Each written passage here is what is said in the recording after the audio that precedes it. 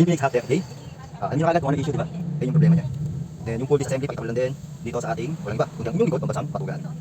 And of course, video tutorial natin kasi nga, kasi DIY fire, ito yung super spring metal fire natin, ilan natin dito.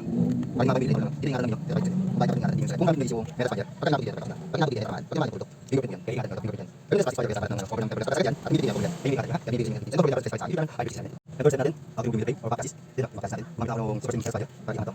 Bibili niya magkaroon ng lawas din, yan lang po. Okay, metal fire, para masinan po nyo. Ito fire, bibili nyo. Bibili natin, fix natin, bibili yung motherboard, bibili ko yung LCD. Pag yung motherboard ninyo, yan natin. Sabi niya, paldo. Hindi, mapakita ko sa picture naman isa.